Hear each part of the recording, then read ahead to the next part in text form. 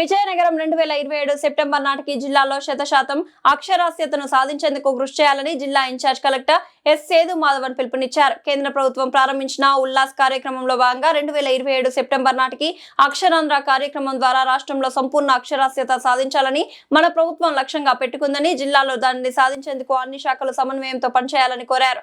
తమ ఛాంబర్లో శుక్రవారం నిర్వహించిన సమన్వయ కమిటీ సమావేశంలో ఇన్ఛార్జ్ కలెక్టర్ మాట్లాడుతూ జూలై 21 నుంచి ప్రారంభం కానున్న రెండో విడత అక్షరాంధ్ర కార్యక్రమానికి జిల్లా నుంచి 15 నుంచి 59 సంవత్సరాల మధ్య వయసున్న సుమారు 1,25,469 మంది నిరక్షరాస్యులను గుర్తించడం జరిగిందన్నారు. వీరికి 100 గంటల పాటు శిక్షణ ఉంటుందని చెప్పారు.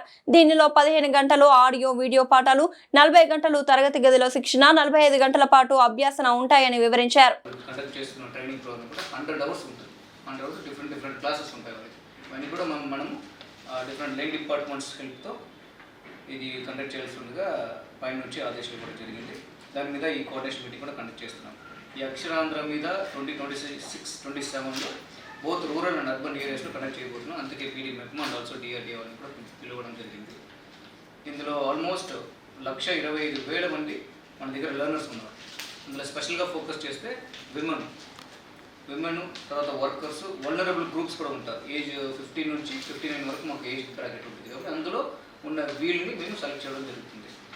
అండ్ వీళ్ళకి ఎలా ఇంతకుముందు స్కూల్కి వెళ్ళకపోవడం వల్ల వాళ్ళకి రాలేకపోయి ఉండొచ్చు, అది ఇలాంటి అవకాశం ముందు వాళ్ళకి ఇవ్వలేకపోయి వాళ్ళు ఈ ఫంక్షన్ లిటరసీ కోసం పెండింగ్లో ఉండొచ్చు. మనందరినీ కూడా ఐడెంటిఫై చేసి సెలెక్ట్ చేసుకుని వాళ్ళకి ప్రయారిటీ బేసిస్ మీద ఇవ్వమని చెప్తున్నాం. లాస్ట్ ఇయర్ కూడా మేము చేసాము, మంచి రిజల్ట్స్ కూడా చూపించాము. అదేవిధంగా ఈ సంవత్సరం కూడా మేము అందరి సహకారంతో ఖచ్చితంగా బాగు చేసేసి జిల్లాని ముందుకు జరుపుకుంటాం. ఒకసారి చెప్తారు, దయచేసి నోట్ చేసుకోండి. తర్వాత మీరు మీ దగ్గర ఫీడ్బ్యాక్స్ ప్రాపర్ అవేర్నెస్, ప్రాపర్